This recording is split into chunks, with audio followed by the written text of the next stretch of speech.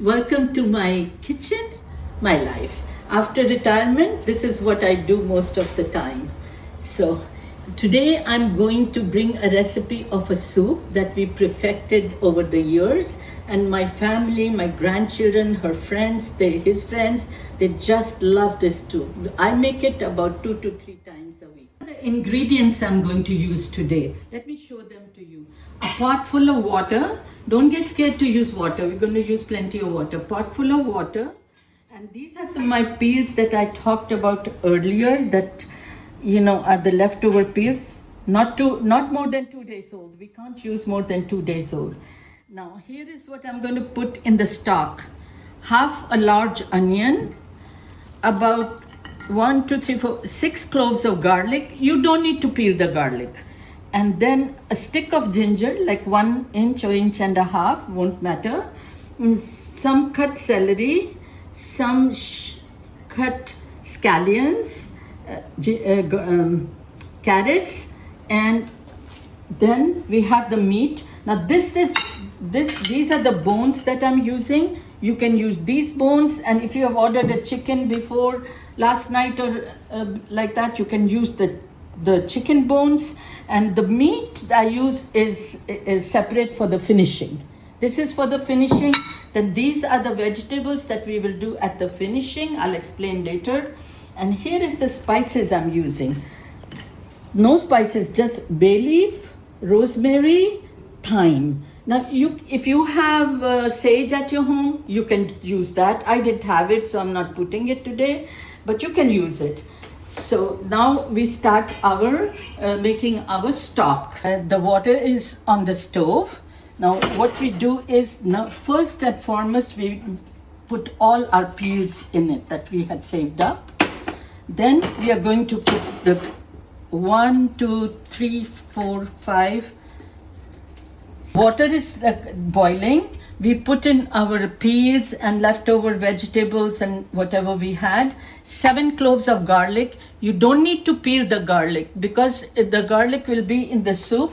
No need to peel it. You can use the outer skin also. Then 1.5 inches of ginger, carrots, celery, scallions, and half of a large onion. In the chicken bones. Then we put in our herbs, our bay leaf, our little bit of rosemary. Now rosemary is strong, so use your own taste. If you don't like the taste of rosemary, you don't have to put it.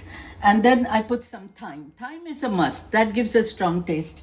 Then you can also put sage. I didn't have any, so I didn't put it today.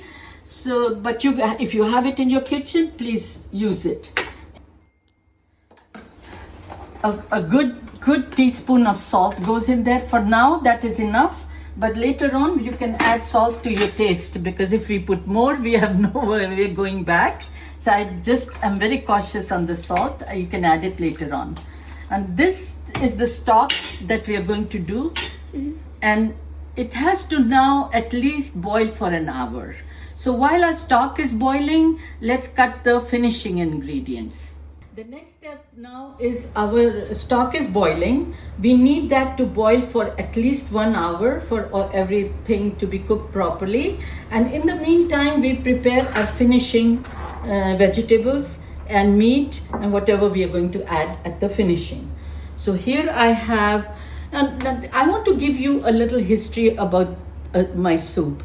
Now the cues on my soup, I took it from the way they make it in the olden days.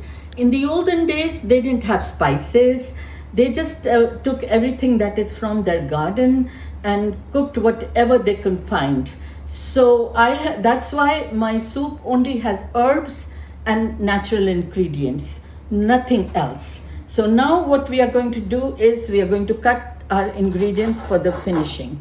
Now I have the shoots from the scallions, which I'm going to garnish my soup with later on. I think this is enough. My family loves potatoes in their soup, so I put potatoes. If your family does not like to put potatoes in the soup, you can add turnips, you can add any other root vegetable that you like. But if you put potatoes, you'll see that the taste is very good. Now, you don't have to put too many, but you can put less. And you can add the turnips also with your soup. Any other vegetables that you have in your house that you didn't finish cooking, you can use those also. Here my scallions are cut, my potatoes are cut, and these are the carrots which I will cut also, skin very thin slices, because then I cut my celery, that also very small slices. And then you take half a cup of pasta, any pasta that you like. I took these ones because we love it in our soup, but you can do any pasta. Boil the pasta separately. Do not add uncooked pasta in your soup because you will get too much starch in it. So boil the pasta separately. This is the meat. These are some thighs that I'm using, chicken thighs, and you can cut them into the pieces as desired. I like to cut them in chunks because then in the water you will see that the chicken will shrink. So we'll meet you 1 hour later when our stock is ready, and I'll do the finishing. This is after 1 hour. Our stock is ready. So I have strained our stock, discarded all the vegetables that we didn't need. And now to this we add a whole, so add a whole box of chicken stock. That's very necessary. So I added that, and then you add the homemade stock.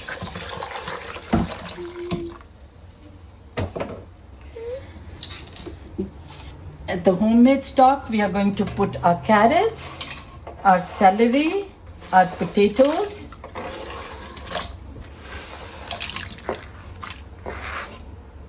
and the meat. We are going to add our meat. Now, here is my boiled pasta. It is only 80% boiled because when we put it in the stock, it will boil for another 10 minutes and it will reach its nice flavor. And the leftover scallions, but this we do it in the last. So our ingredients are here. Now this must cook for about 10 to 15 minutes in the stock. The potatoes must be boiled, the carrots must be tender, and the meat must be cooked. For that long, you boil the soup. We'll come back after 15 minutes. 15 minutes have passed. Our soup has boiled, potatoes are cooked, carrots are cooked. At this point, what you have to do is you might get some froth on it. So please skim off the froth. This is not, you must skim off the froth. These are all the little impurities that come out. Don't eat it. Just skim it out like this. It won't take long. Couple of minutes. And now, last but not the least, we add our pasta and the scallion shoots for garnish. Look at this soup, the folks. Look at this. Now, I don't have it today, but I'm going to show it to you. I also use a tablespoon of better than bouillon, chicken bouillon. I don't have it, but please use it because it brings out even more taste in the soup. At this point, please taste your soup. I tasted my soup. I thought I needed more salt. I put another teaspoon of salt in it, and just another 1 minute for the pasta to boil a little, and your soup is ready.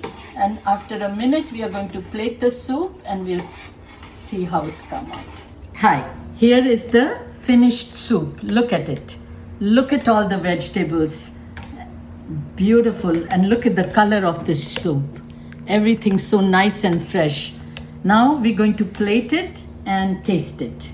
Here we go. Take a bowl and plate the soup.